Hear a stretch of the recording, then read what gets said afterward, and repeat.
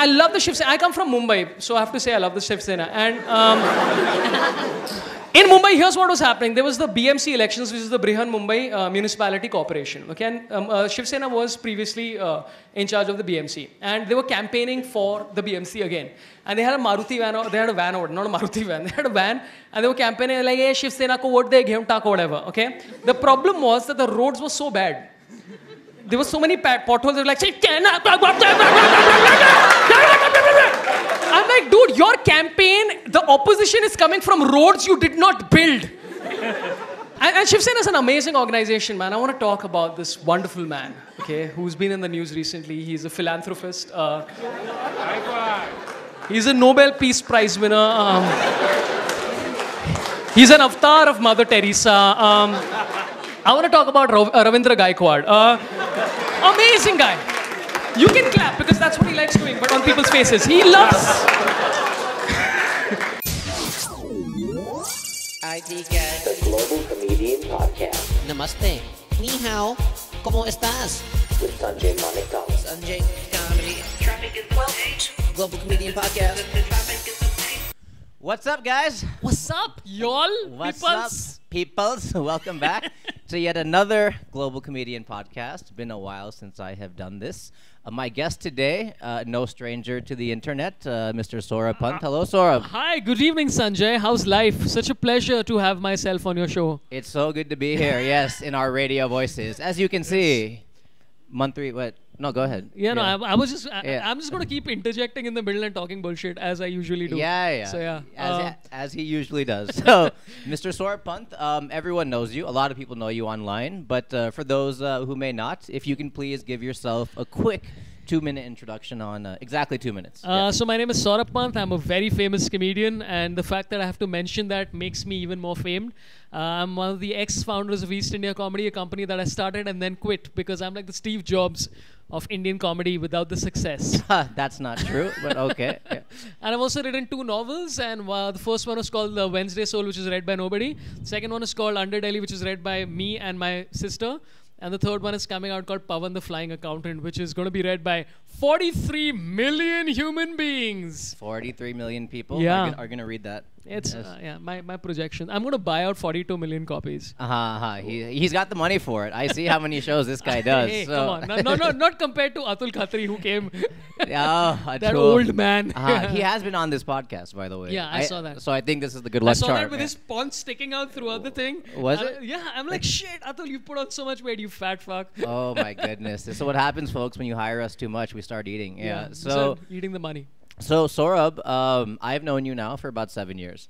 It's been a long time, dude. Wow. It's been a long time. Every time I call a guest for the podcast, I trace back our Facebook messages, and I was like, oh my god, right? Like, how far have we? And Sorabh, me and you were you and I, whatever the English is, were one of the first people to really kind of take comedy full time before everything exploded around 2014, 2015. I remember. I think the first time I did a show with you was at in Hyderabad. Was it? I think probably the first time. And there's a photograph of me looking really admiringly while Sanjay is on stage. Yes. And I'm looking really lecherously like, ha, ha, ha, there's my darling. But yeah, we've been doing this for really long. And I remember the first, like, you know, as a comedian, your instinct is always to be mistrusting towards other comedians. Specifically if you assume that they are vaguely successful at anything. So my instinct towards any comedian is that I hate the motherfucker, right? Oh, goodness. And All with right. you, I thought, what a dickhead this guy seems to be. What? And then I met you and I'm like, wow, my feelings were correct. Oh, No, that is...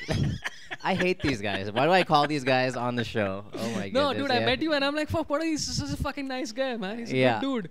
And he's like, and we hung out in Singapore, which is fucking awesome. Yes, we That did. was great fun. We did shows in Singapore. We done shows in Hyderabad. Everywhere but Bangalore, where I live, we've done shows. Yeah, Yeah, I think we've done Canvas or Comedy Yeah. Store, whatever it is now. Yeah, but we've been doing this for a while. Yeah. I remember, I have to tell this story. I tell this story to everybody, okay? So 2010, I moved to India, and I was like, hey guys, you know, like back in California, like the open mics we do like in coffee shops, and like we really have to like work on our craft and our art. That sounds like Indiranagar's jail, I know, right? This is Indranagar Penitentiary, yeah. And Sorabh was like, dude, you were like, you shouldn't do too many open mics. Like, you're giving away all your jokes. And I was like, for 6 people, really all Bangalore knows my set. Do you remember this conversation? I do remember. And this just like proves what bullshit advice you give to people usually. Because now I'm in, like, I'm literally doing an open mic 4 nights in a week just to try and hone material. And back then it was like, because I started my career in the most lopsided way possible. Where I started my career opening for Veer Das, and we were doing like 500 to 1,000 seat auditoriums. Yep. So in my head, I'm like, that's the level. Benchmark. Yeah, benchmark. And then of course, when I started my own career, I realized that selling 30 tickets is a fucking, is a big deal. So back then, I always thought that open mics were a waste of time. And I slowly realized how completely wrong I was. Because I think immediately after that, 2010 was when we had this conversation, I guess. Yep. And I went to do a series of shows in the US and Canada. Where At Yuck Yucks, right? At Yuck Yucks, and like I was just doing open mics all over the US, and I realized that holy shit. I saw Jim Gaffigan take the same set, and he had a 10-minute set about, I think, elevators, I think. And I happened to follow him on 4 separate Levels? nights. I was saying levels, yeah. Okay. Get it? Elevate? Yeah. Okay. And he honed the shit out of that bit, dude. Where it's like this one word here and this sentence here, and I'm like, fuck. Over dude. how many days? I followed him on 4 shows, so I think he was doing it over about 8 days. 8 days, he crafted like a 10-minute bit. A 10-minute bit. From like one laugh in 10 minutes to like 20 laughs in like Literally. 10 minutes or It's something. fucking phenomenal to watch. Okay. So And I saw the bit. I think I saw the bit finally, and it was very fascinating to watch how like just one little tweak here and whatever, man. It was quite exciting. I remember that. yeah, that's one of my favorite things about Sorabh because, you know, when we started back then, you know, now for anybody who starts comedy, they have, what are you We laughing sound at? so old. We man. sound, like, dude. back Yeah. then when we were Back young. in the old days when people cared about us online. We or didn't whatever, use yeah. mics. We used to Yeah. scream across a valley, and the echo Yeah. was our own laughter. Back when we had views on MySpace. You know, we were so popular back then. All right? I never had any views on MySpace. You never had? No, I did never had it. MySpace. I was just trying to give a reference. Yeah. Yeah, I was just trying to date or Orchid, whatever. So, but what I love about you and a lot of the people, I mean, I can relate to you guys a lot more than the newer people who come in. Not because we're older or we've been doing it longer, but you know, now if somebody starts, they're gonna look up to like a you or a Zakir or whoever, right? Whoever's killing it online, right? But when we started, we knew that, you know, stand-up comedy is a Western sort of art that's coming here now. Yeah. So we were like, the way you shadowed Jim Jeffries, right? Yeah, yeah. And then really cut your teeth and learn sort of that way. I think like is very, because you have world experience. Yeah, I think it helps. I mean, I realized I had this epiphany the other day where I was doing a show somewhere. I did an entire tour of England right now. And I thought the numbers for the number of people who came out for some of the shows was not what I expected them to be because there was some vacation shit happening. That's the excuse I tell myself. Yeah. He beat me to the punch. See? Yeah. By the way, comedians can read punches way faster. Yeah. They know it's coming. Yeah. Which is why every time we see somebody on stage and the joke is like funny, we just say that's funny as opposed to laughing. Yeah. The whole Which is crowd the is most- like this, and I'm Yeah. like, That's funny. Okay. Yeah. I get what you did there. I understand. Yeah. A reverse twist. Yeah. Rule of 3. Yeah. Nobody died in that joke, and I'm not finding it funny. Unless somebody dies or there's something dark, which would never work in an actual show, I'm not finding it You funny. can't do a corporate show with dead baby jokes. Yeah, That's just not going to yeah. pay. But you were saying, sorry. Yeah, so I realized that I actually like, my favorite part about being a comedian is the opportunity to travel and to get to know different, like I did a show in Hong Kong, and I was talking to this Canadian comedian in Hong Kong. And we were talking about like freedom of expression and speech and all that stuff. And I'm like, dude, I don't understand why you guys don't do more stuff on YouTube and blah, blah, blah. He's like, hey, because I want my visa to remain. And I'm like, this is such a basic thing, and which is why I've been trying to write this set about how freedom of expression in India compared to the rest of Southeast Asia and Asia in general is pretty decent. Yeah. I think we sometimes, and so you discover these things while traveling. So my favorite thing about being a comedian is the opportunity to travel to different places. Like as part of, I did a Rant of the Pan tour right now where we did, I think, about 34 cities, and out of them, there were 8 cities I had never done before. Okay. These are like you did Indore and Kanpur, Ranchi or something like that. Okay. Bhopal, Ranchi we were supposed to do, which didn't happen, and Okay. stuff like that. So that's fucking awesome, dude. Where you land up and you realize that the penetration of YouTube and social media so much in India that a city doesn't matter. Earlier I'd be 100%. like, hey guys, nice to be here in Kanpur. So it's so funny how you guys like eat like unicorns every morning. And, because back in Bombay, something. Yeah. And now it's like people are like, fuck that, give me your jokes. I don't care. That's what I love. And like, my cousins, everybody, a lot of you guys have asked me over the years, like, why haven't you moved to Bombay? Why aren't you doing anything in Bombay? And I'm like, dude, everything can be done online right now. Yeah. We're sitting here in, by the way, Sorabh is having a show with S.A. Arvind, who's probably outside somewhere wondering why he's not on the podcast right now. I, by the way, told him I'm doing the podcast. He's like, oh, really, Macha? That's terrible. Why wasn't I on it? Why wasn't I invited? Yeah. Don't worry. When you're on stage, we'll be doing it. Yeah. We'll That's what I told him. I'll just shift the camera.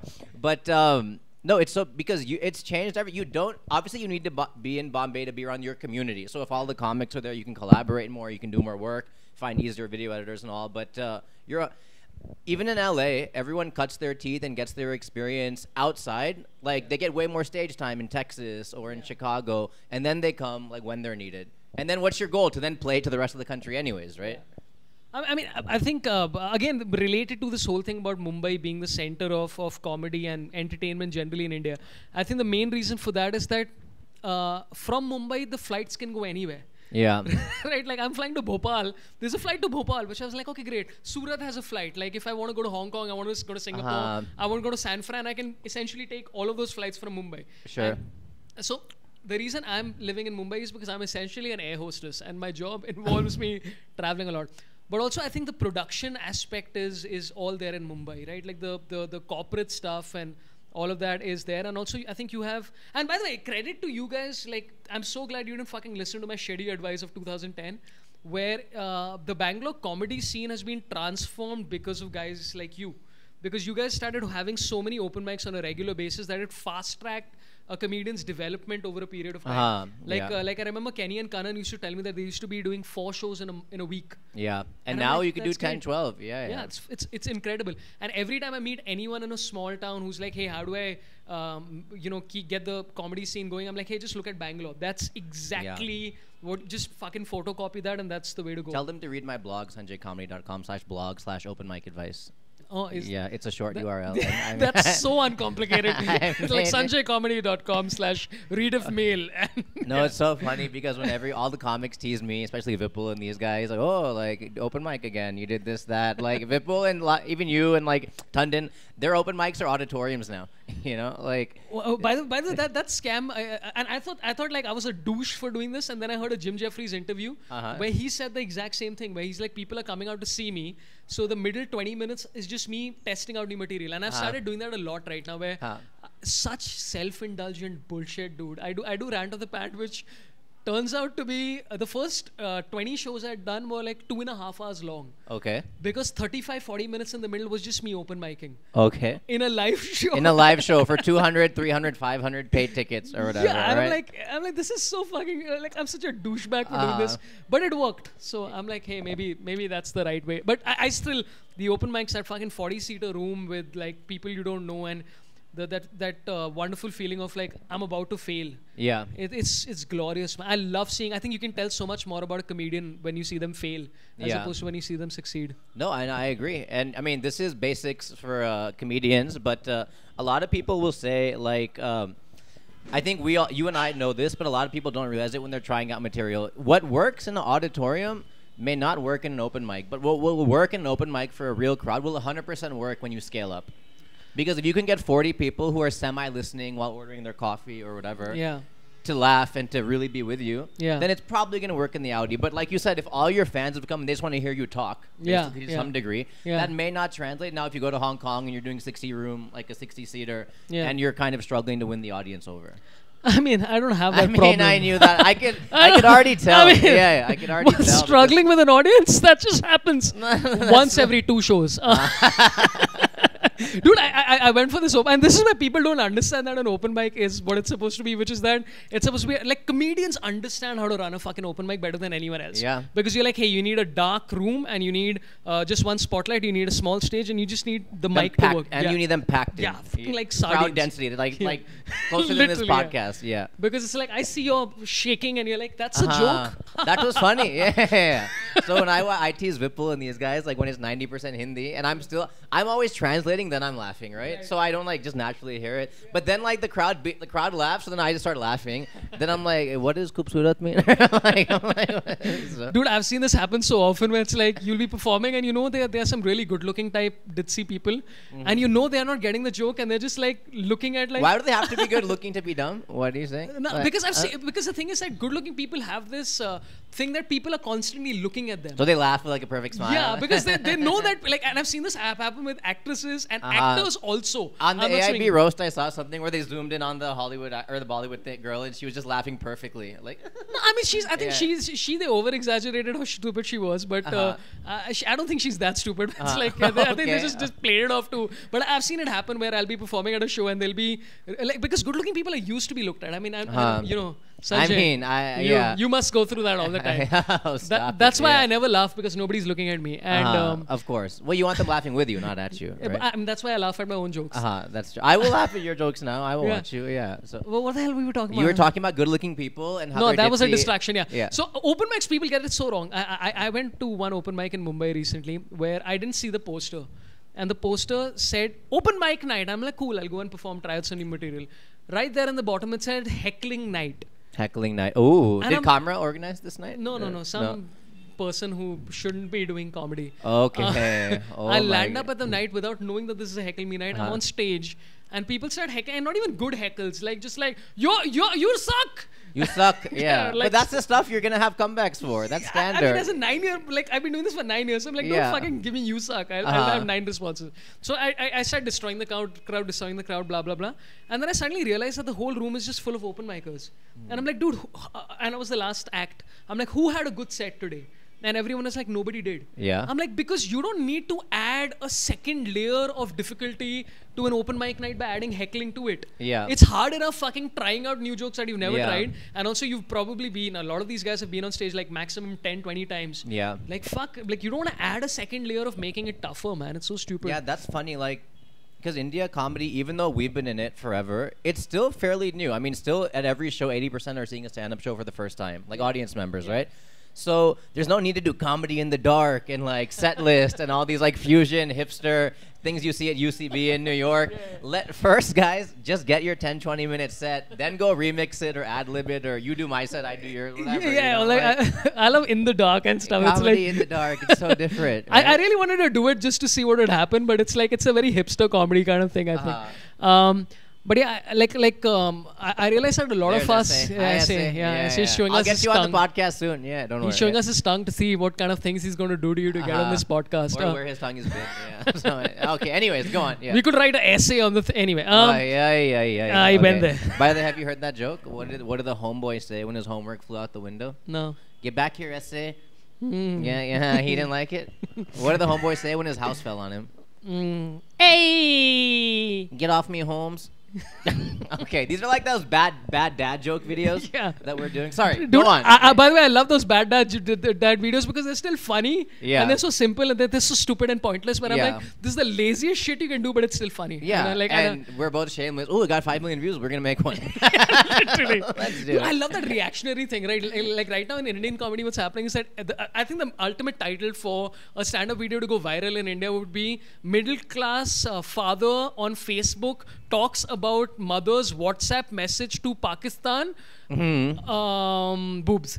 Boobs. That's Tinder. Literally just boobs or Tinder, and you're like 75 million views. Small town. Yeah, you forgot small town. Yeah, just add that in. And by the way, earlier what used to happen was I used to release because I've been releasing videos since like 2010 probably.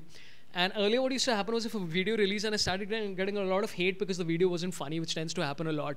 Those were just from me and Sandeep. Yeah, and that time those were my only views. There was 3 people and 2 of you were saying no. So I used to feel really bad. Recently I released a video just as purely as an experiment, which was on some bullshit about Justin Bieber. Was in the title. And honestly the video was fucking subpar.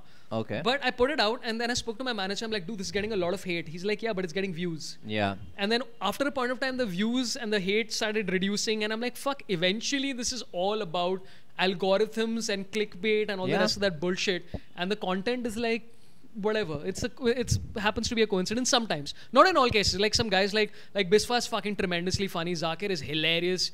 I think who else was fucking Kunal Kamra's that anti-national video I thought was the best stand-up clip I've seen this year. So yeah, but the point of what you were saying was one thing I noticed.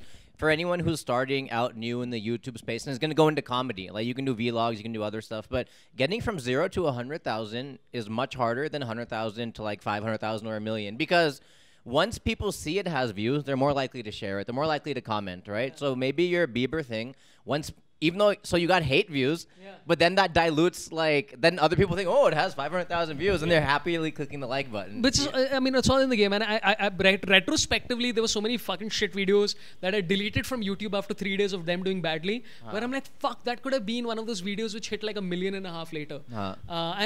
So I did this experiment recently, which was like very overambitious. And this explains why I was doing a 2.5-hour show and testing out 35 minutes in the middle, where my intention was, because I just left EIC, and I was starting my own YouTube channel. I was like, hey, I'm going to release 14 stand-up clips in 14 weeks.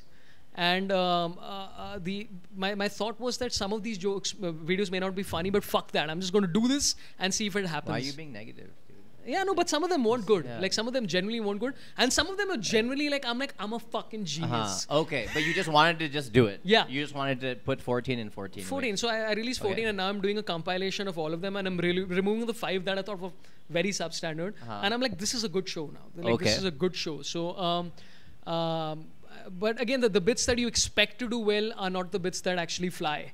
Like, it's like, I did something about overpopulation in India and how it's a fucking terrible thing. And that video didn't really go as far as I thought it would, even though I thought it was an important video and blah, blah, blah. And the Justin Bieber video is the second most watched video. I'm like, oh, so it's like, you know nothing, man. You fucking know nothing. Jon Snow, dude, you know, absolutely. It's so frustrating to the point that Sorabh just made. Like, yeah, you analyze it, and a lot of comedians, like Satish is opening for you, right? And so he was launching a video, and we were having a discussion. He's like, yeah, I'm doing this set about, like, real estate in Bangalore, and I want to release it online. And I was like, well, what's the story pick headline for your video? You know, how is it going to be marketed? Like, this guy talked every middle-class real estate builder's son or something, you know what I mean? Yeah. But sometimes they're just jokes that are, but it's funny, right? But, like, you struggle between the marketing and the content sometimes. I don't know who I was talking to about this whole thing about volume versus quality, right? Yeah. Like, there's this, not even quality, volume versus, like, taking your time to do a joke. And I realized I've been doing volume comedy for a while, and I'm not sure if I agree or disagree with that format, where it's like, I was seeing the list of videos that I've released. It's a fucking abnormal amount. Like, it's probably about 4 hours of content on YouTube right now, which is stand-up related, and I do think that's way too much. Okay. If I'd reduced the amount of material I'd put out there and just put out the stuff which was genuinely good, I would have 4 minutes, but it would be good. It would be a good 4 minutes, right? So recently, and I think a lot of this change happened after I was watching Rick and Morty. Okay. Everyone raves about that show, holy dude. Shit, man. I started watching BoJack, which I love. Oh, BoJack is great. Yeah, fucking I heard it. Is it too meta? But Rick and Morty is very meta or something? It's very meta, and it takes like about 3 episodes to get into it, and then you're fucking... okay, so you're watching it? Yeah. And so I've become obsessed. Like, that whole addictive personality that you have about... Like, I was addictive towards different shows across the history. Like, there was Jaspal Bhatti's Flop Show, which is an old show that I grew up watching as a kid. Yeah, I saw Tandon's thing on that. And I'm so fucking... was obsessed with that for a while. Then I got really obsessed with The Simpsons. Then I got obsessed with The Hitchhiker's Guide to the Galaxy. Okay. And then you basically consume everything that you can about this particular thing. So I was consuming all this stuff about Rick and Morty. And they basically say that a lot of the times, in fact, a lot of the episodes, they write 46 pages. And they realize that they have to chop this down to a 22-minute episode. So about 22 pages, roughly. Basically, a 45-minute episode is turned into a 20-minute episode. So it becomes super tight. It becomes super tight, and also they're talking about 11 different things in one fucking episode. Like, one plot point of Rick and Morty is an entire show of somebody else. Like, and the only 2 shows that are doing this brilliantly are Game of Thrones and Rick and Morty. Oh, I was gonna say Black Mirror, but okay. Black Mirror, Black Mirror, it takes that one premise and just fucking nails the shit out of it, which is another way to go. So it's like we know nothing, man. I just don't know what works ever. But and that's what I find so funny. People don't realize you're 9 years in, right? Yeah, I'm 7. Dude, half of us are still learning, dude. This is the scary thing about comedy. Like, if an open mic, people who watch this are a lot of beginner comics or comedy nerds, and they're like, but how do I like get, you know, like an opening spot with you or somebody, or how do I do this? And I'm like, dude, I'm asking this to like somebody else, you know, like on a much different scale, right? Yeah. But it's also like I think 9 years is way like I think we've got very premature success because of the boom. We were some of the first guys to do it. Literally, and I, like Seinfeld says that you need 10 years to find your voice as a comedian, which I agree with. So I'm technically still 1 year away from finding it, and I do believe that that's true. So I think we found success very quickly, and we've had to sort of fast track our development, which is good and bad. Yeah. Like so now we've covered all the cliches, and I think now is when it's going to start getting interesting, because now you've done all the middle class and blah and blah and blah, and now is when the fucking true shit starts. Now, like you're gonna have to start talking about like fan blades. What's up with fan blades? And what's up with orange shoes? Yeah, guys, like, you know, Nikes, everyone's wearing them. Yeah, this podcast sponsored by you took the words right out of my mouth, because you're 100% right. We were lucky, and a lot of comics and hilarious people, not diminishing the material or the comedian, but there's a lot of low-hanging fruit, because for the longest time, Russell Peters just covered the accent. And that was it, right? And now, as you said, there's everything else. But after all the Punjabi this and all the Indian that and Pakistan, like, there's gonna have to be stuff, cotton, you know, or something like that. Because my first show was called Panned on Fire, and Panned on Fire was like, I'm obsessed with puns on my name. I don't know for what fucking reason. Oh god, this guy is. And it's I'm exhausted by it myself. Like, so my last show was called My Baby Thinks I'm Funny. Yeah. Which I'm like, okay, it's away from the pun, and it didn't sell as much as the pant related shows do. Okay. So now I'm back to Rant of the Pant, because I'm like, fuck this shit. This works. This is what people want. Sorry, beta. You kick your son out of your show. You edited him out. He edited. He learned. It's like life is all about editing. Oh my god. I'm a brutal editor. But the Panned on Fire was just about Guju, Marwadi, Punjabi, Sikh, whatever stuff. And I remember what happened was I did Yuck Yucks, right? And I'm very excited. First Indian comedian to be doing his own tour in Canada before anyone else or whatever shit it was. And white crowd, Desi crowd mixed. So, which is what the assumption was, that it was going to be a brown crowd. Okay. So I had prepared myself for doing brown crowd jokes, which is like Gujus, Marwadis, blah, blah, blah. I reached the venue and I haven't seen the stage. I haven't seen the crowd. I walk on stage and I see in front of me, there's literally 3 brown people and 100 non-brown people. White, Chinese, White, Mexican, Chinese, blacks, black, everything. Yeah. Oh, And okay. I'm on stage going like, any Gujaratis? They're like, you still did it. I still did it. Dude, I had fucking nothing. I had 10 minutes of like relationship stuff, which I did up top, and then I'm like, Gujaratis, guys. And then I started explaining to people what Gujaratis are. Oh my god. And getting more and more racist as I went on. Where I'm like, Gujus, they're like, you're Jews. And I'm like, what am I saying? This is fucking terrible. And they're just like, we paid 20 Canadian dollars for this. Like, what's going? But this is where it gets exciting, and I think Amy Schumer said this, where it's successful people do things before they're ready for it. Yeah. And I realized this because the first show I did in Yuck Yucks was fucking terrible. Second show was not terrible but decent. Passable. And one of the comedians there basically told me, he's like, at the end of the show, he's like, you know, comedians have the highest rate of suicide amongst all careers, and after tonight's set, you must be contemplating. Shut up. So he said that to you? Yeah, I fucking like that inner that. I'm a motherfucker. I'm a man, and I've come all the way from here. I will prove to you that I'm worth this shit. I literally went to my hotel and I worked 16 hours straight writing brand new jokes that I'd never tried before. Came back the third night and fucking annihilated that room. Destroyed. And I was like, fuck, that's like, you need that. You need a guy telling you that you're a piece of shit and a dickhead. And this is not an invite on YouTube comments to go crazy. Nah, please, because guys. we get enough hate already. And dude, sadly, we read a lot of them. Yeah, no matter what anybody says. Yeah. I read some of them. No, initially, the first few videos that I read for the new channel, I was reading a lot. Now I'm like, and the earlier instinct of replying only to the negative stuff. I'm like, you're rewarding the wrong kind of people. Like, if it's somebody giving really constructive stuff, great, fucking appreciate it. But if somebody just saying, you are not funny, go die, motherfucker, baldy chew, I'm like, this is not useful. And you know what's hilarious about the negative thing? Somehow they always squeeze through. I don't read every comment anymore, but like I try to, like you said, if it's very constructive feedback, like, hey, like some people tell me, Sanjay, sometimes don't look in the camera too much. So I'm trying to like just stare at you very closely right now, right? I'm the opposite right see? now. So I pay attention, guys, right? Yeah, exactly. It's very distracting. But so I'll like be like, cool, good feedback. But every once in a while, you freaking gray-haired loser or like whatever, all that shit happens, right? But what I notice a lot of comics do, especially the ones that shall not be named, but who have very big egos, right? Like, they'll retweet some insult Yeah. Like, oh, this guy doesn't know what he's talking about. Just the way, like, BuzzFeed, 1 person out of 8 million say, you know, white race is the best race, and then BuzzFeed makes it like, people are talking that, you know, white supremacy is great. So the comic will, like, you know, someone will make fun of him or her, and they're like, oh, don't insult, like, my feminine rights, or this, that, whatever. And I'm like, why are you drawing attention to it? Because that guy's voice was not being broadcast. Now you're just so insecure, you're just projecting negativity. The only people I retweet now or I spread out is people giving me threats. So you have evidence. Literally, no fucking. I'm not even fucking joking. In my head, I'm like, hey, if I get killed tomorrow, these are the 33 people who may be suspects. And also, I think like constructive feedback is great. Like I get feedback a lot, which is like, stop laughing at your own jokes. And my explanation to people is always that, fuck, I love comedy. It's a fucking joyful experience for me, and I love being on stage. And I find this whole thing so fucking exhilarating that I'm enjoying myself. Of course. The second thing which people said that is you scream too much, and I'm like, that's fair. Like that's genuinely a fair feedback to say, hey, stop screaming so much in your videos. I'm like, good. So in some of the videos recently, I've reduced it, but not like to what levels. And then one dude told me some feedback about how I think I made some joke about right-wingers, and he gave a logical reasoning, not one of those troll things of why we should be more balanced, and it's my responsibility as a guy who's covering news and issues to not be the same as every news channel out there, and not like, so I'm like, fair enough. So I tried to do a balanced video as well. So it's constructive feedback is great. People being dicks is not. Yeah. And it's sad though, man, because a lot of these kids are just sitting there.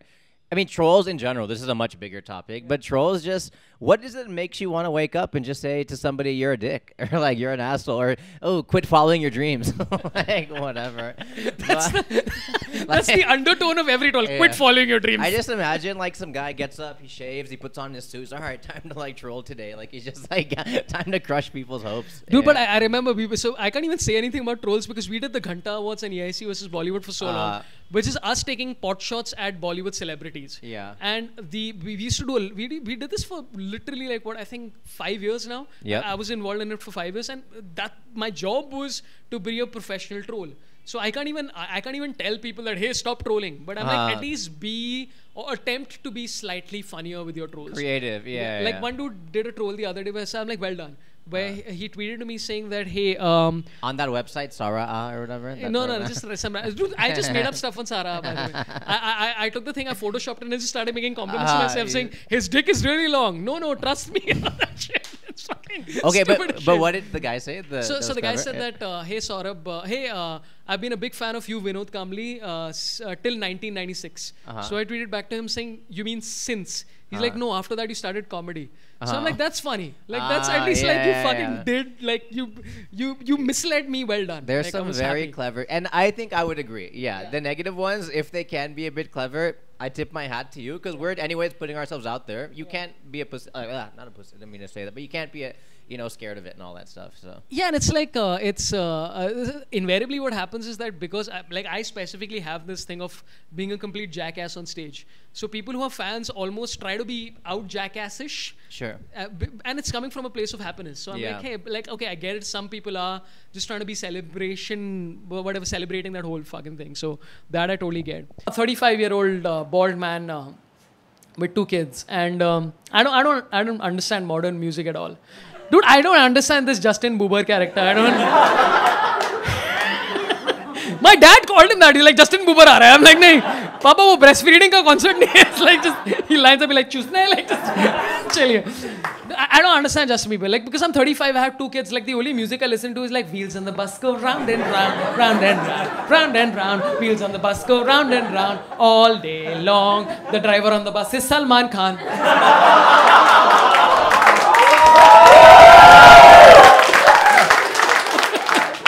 That's why they're round and round. I don't understand modern music. Like, give me a Justin Bieber song. Maybe, yeah, see, that's the people. I know only 2 songs by Justin Bieber. One is Baby, Baby, Baby, eh! And a second song, which is, of course, it's too late not to say sorry. And both those songs make sequential sense.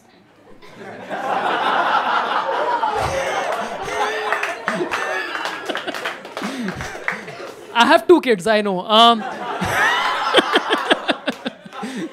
No, I don't get Justin. And by the way, I just want to tell, since you're a fan of Justin, I just want to tell you that all my jokes tonight, none of them are lip synced.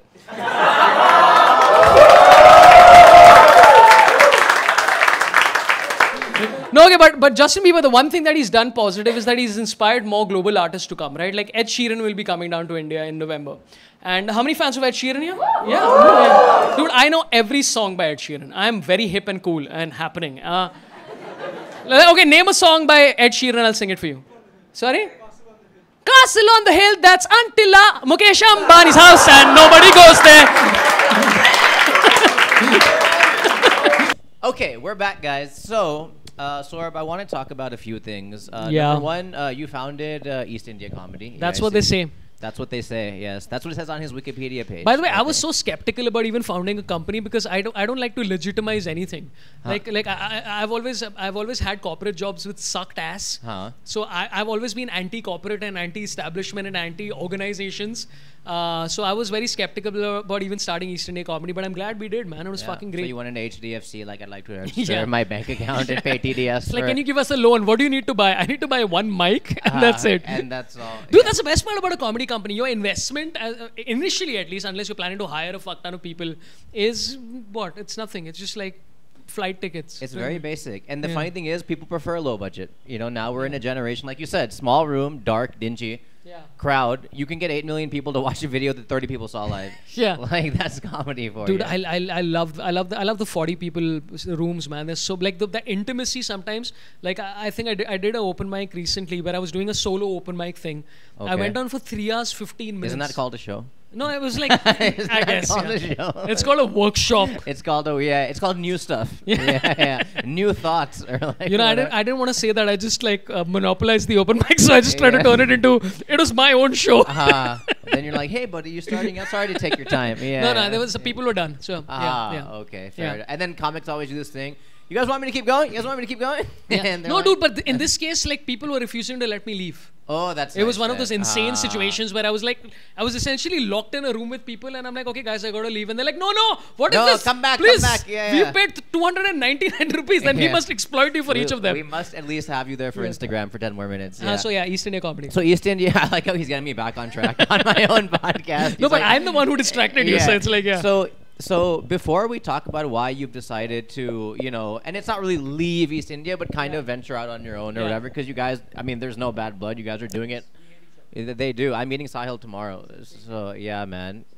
It's very, oh, God. I've invited him over. Anyways, yes. He once tried not to molest me, and I was really offended. And he was doing puns while he was doing it. Yeah. Like basically panty and half pant. He's like, you're saying, like, no. He's like, Sorabh can't. Like, whatever. So, anyways. Before we talk about why you left, talk about the importance of collaboration and groups. Because, you know, after AIB, there was you guys, like, right away, who kind of jumped in. And in Bangalore, we tried, but we kind of all ventured out on our own. We do different things, etc. Right? With, like, what was the rationale behind forming a group, and, you know, like, how did that happen? So there were 2 reasons why we started, and both the reasons were completely unrelated to what we eventually landed up doing. The first reason was that we thought we could do improv comedy. Because in our heads, we're like, what is improv? It's just 4 people making shit up. We're funny. We can do this. And then we quickly realized we were fucking horrible at improv. Like, I think the only 2 people who were good at improv was I was tolerable. I wasn't bad. I think Sahil was pretty good. Kunal is very good at setting up scenes, and everyone else was horrible. Like fucking shit as fuck. So that was one of the big reasons. And the second reason was that I was working with Veer, and I was, by the way, one of the co-founders. I don't know how this happened. I was also one of the co-founders of Weird Ass. Really? Yeah. So technically, Veer. Yeah, you know. Come on, give me my money, man. Yeah, bro. Yeah, he's been sitting in this seat right here, by the way. Well, in California, we did it in his like hotel suite. There you see, this is my auqaat right now. It's like, Veer, you go to a suite, and me, it's a green room with a toilet inside, which has a sign says, "Please flush.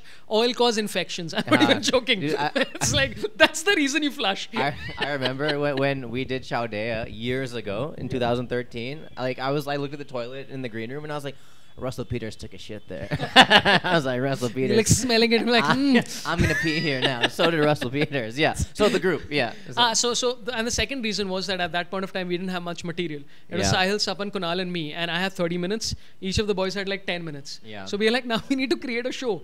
So the only way we can do this is if we are doing this together. And so the people will come only if you're together. So the 2 main reasons we started was improv, and also to try and fill up a whole hour somehow or the other. And then obviously it evolved to something else. I think the first couple of videos we did were things we didn't even air because they were so bad. We shot a pilot which had some great concepts at my house, but very badly shot, very badly edited, and fucking horrible. And then I think the first video that did well was Sex Ed, that one? no, but there was briefly one video with some Rahul Gandhi song which I think got us about 170,000 views, and that was the first non-stand-up video where we were like, oh, this is something. Yeah. And then Sex Ed obviously exploded. Then I'm Not a Woman went really well, and it started getting us a lot of. And I'm Not a Woman, by the way, was supposed to be a promo for my novel. I'd written it as because my second novel was about a woman fighting rapists in Delhi. Okay. So I'd written it as an apology to Indian women. Okay. And at the end of it, I was going to sell my book, and then I realized that this is evolved to something else. Sure. And I prefer the message going out as opposed to selling video. books because I'm a dumb fuck. And I still stand by it, but yeah. So then it started evolving, and the rest of the boys were like, hey, we need to do this, we need to do that. And I think one of the big reasons of having a company is that you never know how long a stand-up career is going to last. Sure. Like I think the expiry date on it is probably, if you're really, really good, is like 10 years. Sure. And if you're great, then like 20 years maybe. Yeah. So you need something, some fallback net. So in case you, like 3 years down the line, suppose something happens, you have something else to do. And I think now East India Comedy is hiring a bunch of people and expanding more and more. And the reason I decided to leave was because I wanted to be honest, find my own comedic voice. Sure. And also sort of start making more global things which are relevant across the board, which is going to start happening now. Yeah. And also to sort of, like I've been doing news comedy and issue-based stuff for about 2-3 years. And Outrage was something which I wanted to do, and we did brilliantly. I was very happy with. Why'd you guys slow down on Outrage? Or you just stopped this after it was done with its run? Or I got to be honest. I was a bit disillusioned with the kind of reach it got. okay. I thought we were doing some genuinely pretty good stuff, and I don't want to whine about it, but You thought everything should have got a lot more views than it did, or I thought it did pretty well, didn't it? it did well. I mean, we on average, I think it was about on YouTube it was about 350,000. I think on Facebook was about 150 to 200. I think some of them hit 1 million and stuff. But like we were really breaking our backs and trying to create some stuff which was genuinely pretty decent. And I think I was disillusioned by the fact that just because we've never been cool. Okay. Like, and I think that tends to be like a thing I think where. Sahil's pretty cool. Yeah, no, Sahil's cool and like. Sapin's pretty neat. Yeah. Yeah, and I think Kunal is cool. He's the coolest. yeah. So. No, but like EIC doesn't have an image of like, oh, we're the sexy company that's taking over the world and all that shit. And like we don't have that like gravitas which I think attracts people to talk about these things. Like online. You're not like Trevor Noah in a polished suit, just like which is with an accent or whatever. Which is essentially what we did. And so I was disillusioned by the fact that we had done about 53 videos, and when people were talking about news and issue-based comedians and all that crap, EIC's name wasn't figuring anywhere. Okay. Because in our heads, our assumption was that if it's a comedian doing a YouTube format video, then he's not a comedian. Sure. Because I don't think we made that jump towards whatever it was. So, and I'm like, dude, we're fucking slogging our asses off, and I want people to know that I'm a comedian talking about issues, and I can do this live as well. And so when we did EIC Outrage Live, which was a show which I thought it was probably the best show EIC has done for me, because we worked really hard on it, and some of the gags were, I think, very good. Some were hit and miss. But yeah, I wanted to sort of establish the fact that I think that came out of the disillusionment of that. Like, I think I go through this every few months where I question what I'm doing and the complete purposelessness of it, of all of it. And I think that's a positive thing. Like it tends to make you go towards a different direction. So. Yeah. This career can be very bipolar internally, as it could be. You can be very conflicted one day. Like, what if I decide to do so? But just because we're running out of time. So I mean, that's great what you just said, because that's good advice. But yeah, but I mean, I still love every video that, not every video. I think out of the 50 odd videos, 15 videos were fucking stand out great for me. I think retrospectively, I would have done just those 15. I wouldn't have done the remaining 40. No, but this is the stuff people need to hear, because even if like, wow, you had 10 videos and they each got 2 million or 100,000 or whatever, it's like, shit, man, I wasn't happy. Or like, you know, I didn't see that coming. And, you know, we all do it, dude. As much as we're friends and all of us politely have competitive streaks with each other. But how did this shit get that? And how did what? Like, are you kidding me? Like. But I think the fun part about us in the comedy circuit right now is that everyone's competitive, but in a friendly way. Yeah. It's not like you there's literally probably out of like 40 comedians who are mainstream there are probably 4 I don't like. Yeah. And those are because of like moralistic reasons Moral as opposed issues, to, as stole opposed the to show, didn't pay, something like that. Yeah, or crap like that. But slept not, with your girlfriend. Or, yeah, or I have whatever. none. So Huh? yeah. Girlfriend's you're none. married. Yeah? I'm married. Yeah. How many girlfriends? 73. 73. One above 72. Yeah. Like what is? Were we talking about? I don't know what the connection is. Anyway. Oh, anyways, yeah. So before I move on to just the last part why you left. So Yeah. with groups though, I know a lot of young guys will be curious because all these channels are popping up now. Like BU Nick is a buddy of mine, and those guys are doing some good work. They're collaborating. You guys, SNG, AIB, etc. Like. With a comedy group, how do you guys collaborate? In the sense, what's your logistical flow? Do you all meet at 10 a.m. to 5 p.m. 5 days a week? Do you like because it must be hard to get 6 people in a room all the time. It's impossible. It's Yeah. I think like I hate it. Yeah. I fucking hate So it. do you give yourselves a schedule? Because even if you have nothing to write about, we need to meet and just do shit. So I think I think to be honest, the two people who've been trying to actually the 3 people who've been trying to actually everyone, man. I think the only 2 people who weren't happy with the format to an extent. Actually, I'm happy with the format. I just don't think I was there yet where we were going towards being a comedy company Okay. as opposed to a stand-up comedy Yeah, company. having dedicated office. Yeah, and like you admin have a and proper social media. And I media, was yeah. wrong about all of these things. Where we decided to hire a social media designer and blah blah blah. I'm like, what the fuck are we doing? And it worked. Yeah. And other stuff like where I think now we're hiring writers and editors and all of those things, and you need to expand, and it's fucking great. It's required. And I think the reason why a comedy company or a collective was required back then was because you had no ground support. Yeah. If you had to produce your own content, you had to do it yourself. Yep. You didn't have a OML, you didn't have a TVF or whatever else it is. And so now you've become entities that can create. At least that was the initial idea, where we have 7 people who've got your back at any given point of time. And the intention of EIC, which was almost an unwritten rule, which we kept reiterating, which got on everyone's nerves, but I still believe was true, was that EIC was a place where if you have a dream, we will try and make it come true. Hey, Martin Luther King over here. Yeah, like literally that. But the thing is Yeah. that the idea is that, like, I believed in Outrage. I thought it was a fucking great idea. I didn't like the Ghantas at all. Kunal, Sapan, Sahil said that do it. We did it. It was great. Yeah. So, I mean, you follow each other to doing whatever else you want to. So, yeah.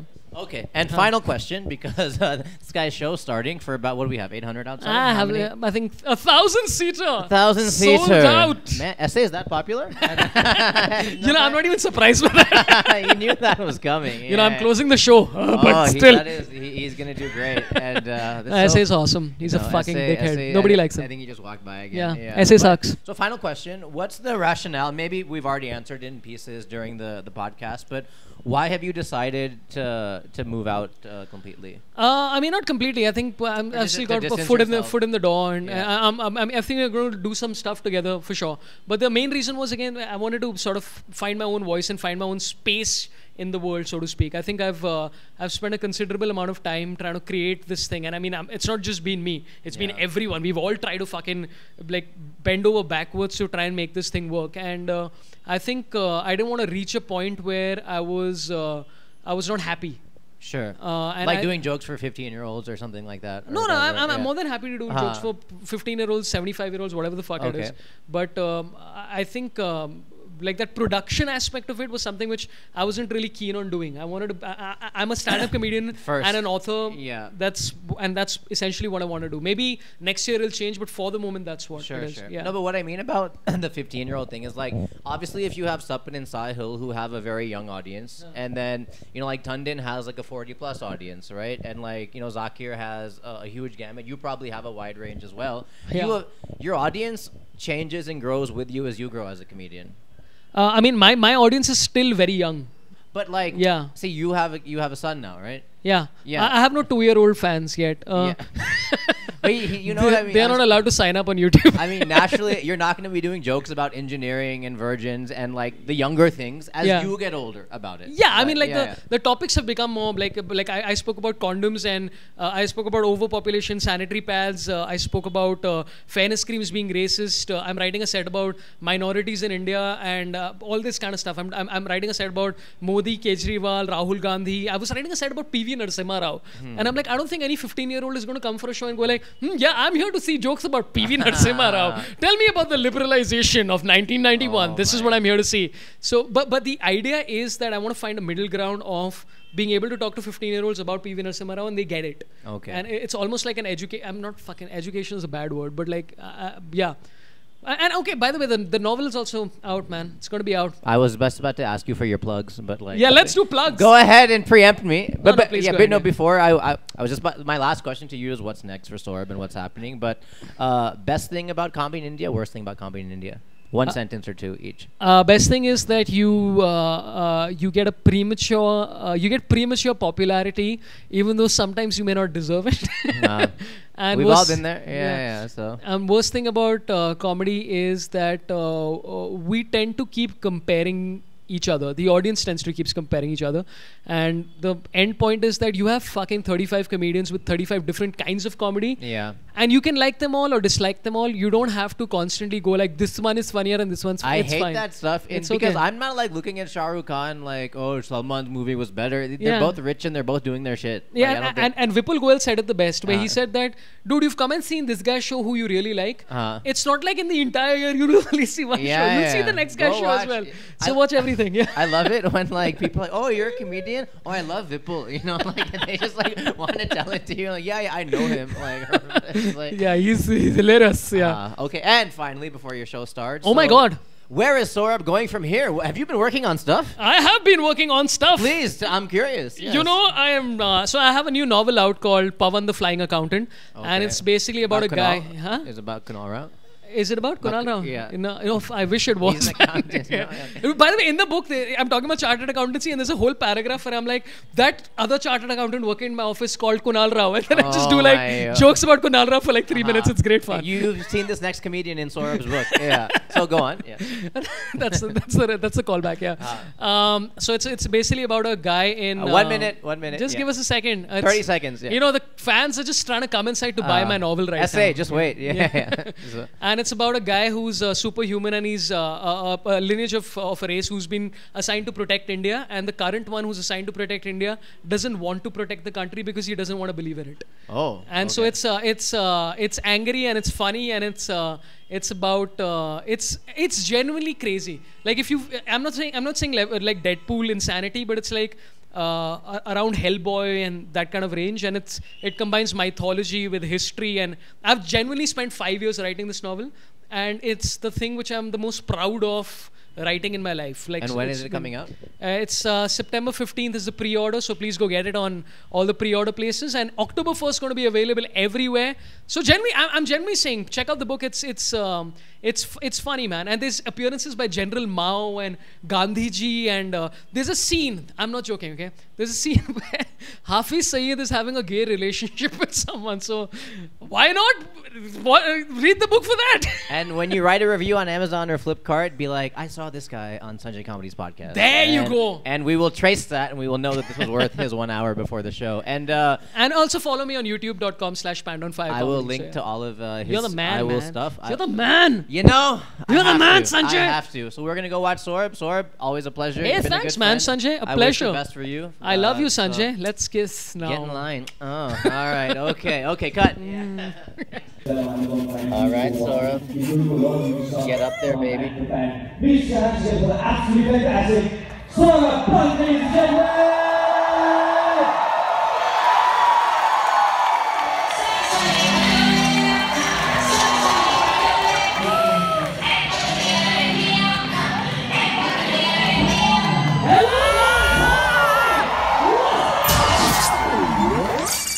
The Global Comedian Podcast. Namaste. Ni hao. ¿Cómo estás? With Sanjay Manaktala. Sanjay Comedy. Traffic is 12H. Global Comedian Podcast.